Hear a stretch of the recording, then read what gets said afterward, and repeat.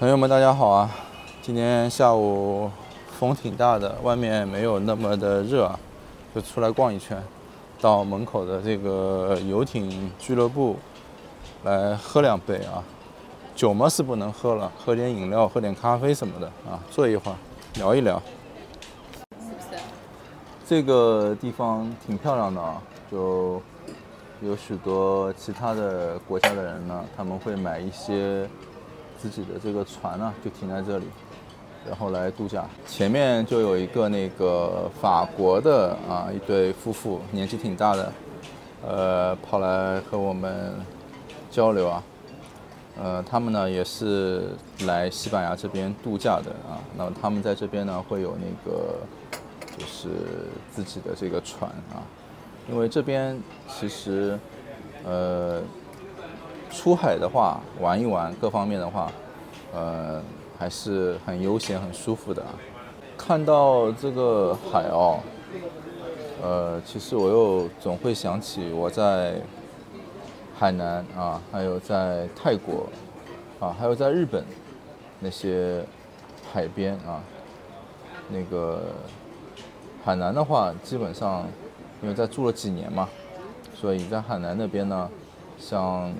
万宁啊、陵水啊、博鳌啊、琼海啊、文昌啊这一带都去玩过很多次有乡村小路啊，还有那些本地的小吃那个生活其实是很舒服的。关键在海南那边呢，其实你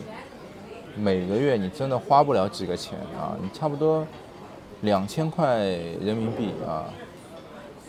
吃一碗这种陵水那边的那种什么酸粉啊，那种小吃啊，才7块钱人民币啊。像那种什么牛肉面啊，很大，那是真的有牛肉的啊，看得见牛肉的，很大块的牛肉，还是这种吃草的牛啊，这种牛肉面也才10几块钱一份啊。还有那边的像这个盐焗鸡啊、烤鸭这些东西都是很便宜。还有那些什么羊肉啊、羊肉堡，这个真的是美味啊。海鲜就不说了，对吧？海鲜，海南的海鲜就是本地的这个买的话也是很便宜的。像在日本呢这个像那个白滨和歌山这些海，还有九州这些地方我也都去过，还有鹿儿岛过去每年这个去拍摄或者去度假，基本上都去那些地方。在日本的这个靠海边呢，有几个特色就是它这个好的这个海边有几个活鱼料理这个是非常好吃的也是它的一个特点就它这个活的鱼马上给你切成像这个刺身，就是鱼身很鲜美当然价格稍微要贵一点可能一条鱼在200到300人民币之间吧。但是日本的那种套餐，那种定食是吧？那种料理就是一个个小碟子装的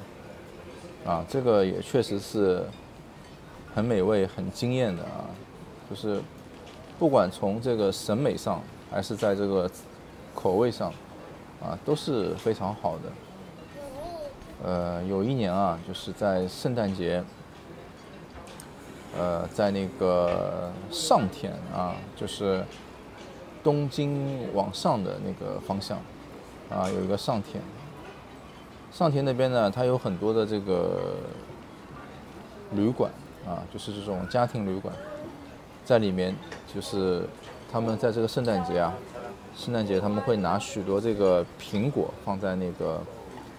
泉水里面就温泉里面，就泡在那个温泉里面这个苹果的香气被这个温泉给怎么说，就散发出这种香味你泡在里面，然后那个天上是很冷的，还有点这种有点下雪这个鼻子闻的这种冷的空气，但是这个泡在里面，对吧？再喝一点那个梅子酒这时候真的是一种非常舒服的这种享受啊，而且这个时候是已经在房间里面吃过那个定时了啊，他们会一道一道的啊把这个料理呢就送到你这个房间里面啊，就那个圣诞节就让我们就很难忘啊，就很美好。在那个泰国的这个海边呢，泰国海边其实我觉得我应该算是也见证了啊泰国这个海边就逐步的从一点点因为泰国这个海边就是它有一部分先是商业开发了，然后再是有一部分它没有那么大的商业开发，它一步步开发的啊，应该来说我算是也是见证的，因为早期啊就是最开始去海外旅游啊，你肯定就是去的这个泰国，对吧？因为泰国相对来说离我们比较近，物价也很便宜，而且也喜欢这个海边。因为那个时候，我们总是会考虑啊，就是说，在海南的价格啊，已经，如果你是在海南玩，你如果就你去那些商业的地方，什么三亚那些地方啊，那就很贵啊，那感觉就比在泰国还要贵，对吧？像过年的时候，啊，每年春节啊什么的，除夕啊，它这个房间都能炒到啊1万2万人民币一晚啊，甚至都是你还不一定有。而且你们可以去看啊，就是你们到海南玩，如果是过年，如果一定要在这个就是春节之后啊晚一点离开，因为你会发现，就是你去的时候啊，这个机票是很便宜的，你离开这个时候机票很贵啊，就你根本就是没有机票你也离开不了，对吧？然后开车过去的话，那个轮船摆渡啊什么的。啊，都是满的排队啊，所以我有时候我就觉得这个国内那个航空公司啊，它这个吃相有点不太好看啊，就是就你去的时候啊，它为了吸引顾客去，机票打骨折，很便宜，等到人家去上班了啊，他给你这个机票卖到1万块啊，这个我觉得有点吃相太难看了啊，而且海南就是它。在商业的像这个三亚的一些什么市场什么，在过去有一段时间没有整治的时候，它这个宰客的现象其实挺严重的啊，就是经常就是市场里面会卖东西啊，缺斤少两啊，对吧？啊，其实我觉得啊，缺斤少两这个事情到现在其实还有啊，因为为什么呢？我记得我在这个海南那边啊，我买1斤虾。根本就不够吃啊！就不管是1斤虾还是1斤鱼，反正都不够吃。就我基本上我都会买这个2斤啊，差不多才能勉强吃饱。但是我来了西班牙以后，我超市里面买虾，1斤我觉得已经很饱了，就是我基本上就吃不掉的啊。所以我觉得是不是以前它那个秤啊，肯定是有点问题的啊。那说回来，说到泰国它其实有很多没有开发的那些海滩呢，啊，没有那么商业化的，那个是很美的啊，而且就是泰国也有很多这个山城啊，像过去已经开发的那些什么芭提雅啊，什么叫什么，那个苏梅岛啊，还有一个什么岛，普吉岛啊，就它。有一些一块一块的地方呢，它是开发的是很严重的啊，它是哪个海滩是吧？具体名字我一下想不起来了啊。它有一些就是啊，你开个车过去可能1个小时，没有那么多开发的啊那些海滩，你如果住一个干净一点的一个旅馆啊，就很舒服。就早期的话，因为去的玩的时间会比较多一点啊，所以就是应该来说是次数比较频繁啊，有时候过去帮客户拍照片呐去自己玩一下所以早期的时候呢，就是次数会频繁一点，但是呢，就是你可能一次就去个几天1个礼拜，所以呢那个时候你可能住的那种酒店啊，那种房间什么的啊，就是想有一个什么游泳池的啊，要有一个什么小别墅啊，是吧？啊，其实那个东西有点华而不实。现在想一想，后来啊，就是慢慢的就是去的一次啊，住个挺久的啊，住个很久的时间呢，啊，我就会发现我会选一些那种就是有很多年历史的那种老酒店啊，它就也不是那种5星级酒店啊，就是那种可能3星级啊或者那种旅馆的这种感觉，就它也会很干净，里面的家具啊很有就是很有历史的感觉啊。我后来就越来越喜欢这种感觉，住一天可能也就200块啊，你跟他谈一谈，你说你不要这个一些服务啊，比如说什么洗衣服务啊或什么东西，有些东西你不要，对吧？或早餐你说我不吃啊，你可以跟他谈，你说我住1个月多少钱，他有的他会愿意的啊。所以就是那种你这种住在里面那种感觉啊，你就很有那种电影的这种感觉啊，就很美好。然后泰国也有一些什么山城啊，什么考爱啊那些地方，还有就是有一个华欣啊，就是泰王去度假的那个一个什么有行宫的那个地方啊，那个城市其实也挺好的啊。我今天还和那个泰国的那个老哥啊，就聊一聊啊，因为他有问起就是我的病情嘛，所以我打个电话给他，我也跟他说，我说其实我说我们出来啊，考虑移民啊什么，就最主要的人是要开心，对吧？我说我来西班牙之前，其实我的这个身体比现在要好一点，尤其是我在海南的时候，我身体是非常好的啊。我觉得就是当你真的移民了以后呢，很多事情想的跟你过去可能会就不一样，就你人会有一些压力的啊，因为毕竟你不是在一个你的舒适区，对吧？而且毕竟你也不是天天在度假啊，加上就是我们就是毕竟是有一点岁数啊，不是说20岁的时候啊或什么，就你很多事情你睡一觉啊，或睡一会儿你醒过来就好了，对吧？你40、50岁了，或者年纪更大一点啊，你就是你感觉有压力啊什么，我觉得这种就不是一个特别好的这种感觉啊。这种压力其实是来于很多面的啊，比如说有经济方面的啊，有身体方面的，对吧？有对自己的这种预判啊，比如说你刚来的时候，你可能预判啊，你说我可能1年我就完全融入了，2年我就语言学得很好了，对吧？就是完全可以沟通了，或者说啊，再过3年我就已经可以工作了，或者有一个什么事业了，对吧？就有很多这样的预判，可能跟你想的是不符合的啊。像我过去我也会很乐观的，我就会很少去想这种不符合的事情啊，我就觉得我想的就会比较乐观一点啊。但是我随着我的这个年纪慢慢上去以后呢，我现在想的更多的就是说，万一没有达到我想的那样会怎么样，是吧？这个不是悲观啊，我觉得就是我们一定要做一些这种就是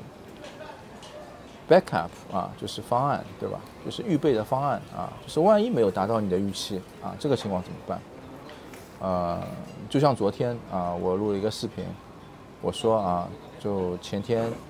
再前天2天，这个全球股市什么大跌啊，我说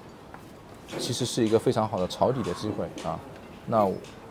如果是过去啊，我肯定会全仓买进啊，就是我反正只要有临时能动的钱，我都会去买的。但我现在就不会了，对吧？因为这个很多事情就是不可预料的啊，所以我就会买一点啊。那当然，今天你看啊，就全球什么东西都在涨啊，什么那些股票什么都在涨，对吧？就基本上涨个4个点、5个点是很多的啊。那我哪怕就赚了一点饭钱啊，我也挺高兴的，是吧？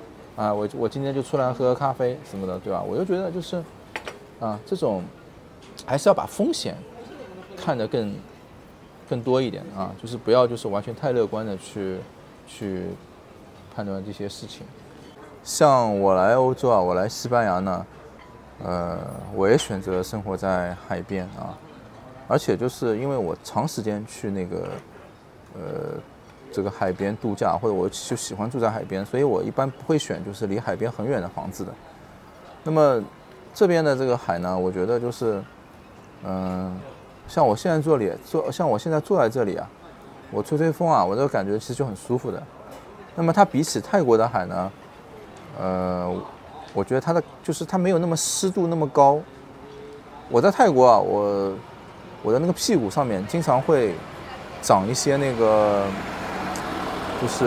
就怎么说，就我这个屁股如果坐了很久，我就感觉像有湿疹的感觉啊，我就觉得就是我一定要涂点药膏什么的啊，我就觉得那个太潮湿了。在海南有时候也是这样，而且在海南我住久了嘛，如果我房间不抽湿啊，我的那个膝盖我都会觉得有点疼的啊。然后啊，像一些家里面的一些皮的东西啊，或者衣服啊什么也会发霉啊，所以这个我觉得也是一个挺烦恼的事情。但是你像在西班牙啊，或者说在南法那些或者意大利的那个南部，对吧？就这些地中海的这些城市呢，即使它这个海边，它的这个湿度啊，看上去有70-80啊，但事实上我感觉对我来讲是很干燥的啊，就有时候还觉得鼻子会很干燥。所以呢，我觉得这个是它的特点。还有就是它的这个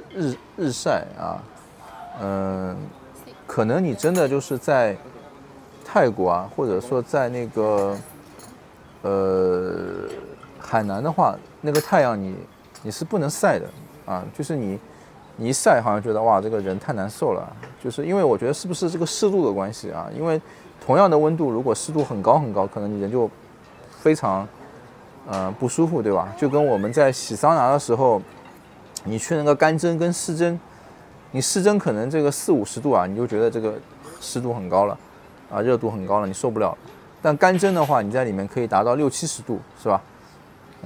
我觉得是这个原理啊。那么你在这边呢啊，你说你太阳很晒，你晒一晒啊，就人还是挺舒服的。尤其是那个海边，它有很多石头。我一开始觉得沙滩很好啊，但是这个石头我发现它每天晒得很烫，然后你人躺在上面啊，你像这个背部啊，像在做一个天然的这种热石理疗啊。当然了，就是我今天跟我那个朋友也说了，我说哎呀，我也很想，就过几年我还是想来泰国啊。尤其泰国现在不是出了一个新的那个数字游民签证嘛，付2000块人民币就可以待5年啊！我觉得这个签证很适合我。起来走一圈啊，屁股坐在那边都坐久了啊，我现在就不敢久坐啊。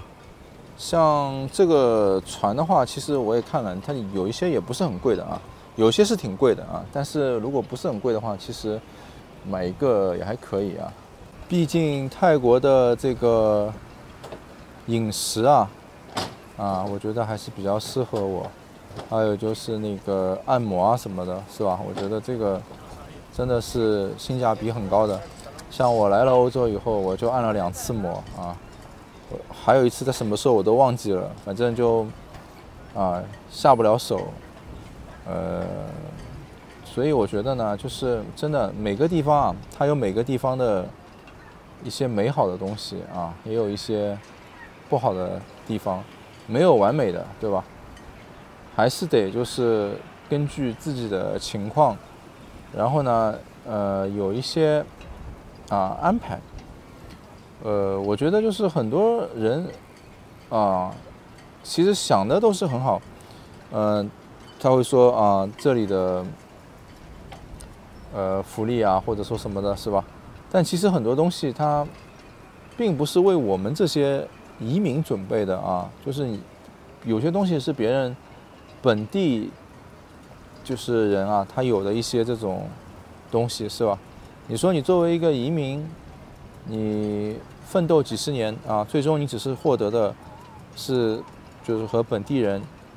生来就拥有的一些东西，就这个人生是否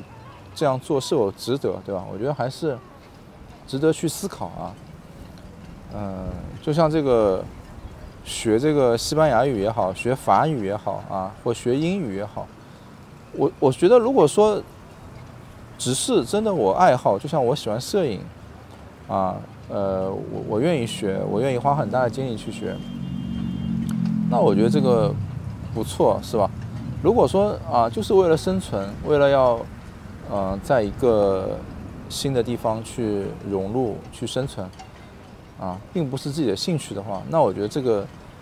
其实人生就是勉强就没有意思了啊。我觉得这是我最近就是得到的一些感悟吧。这个应该是别人已经出海回来的啊。好吧，那今天就先讲到这里，谢谢。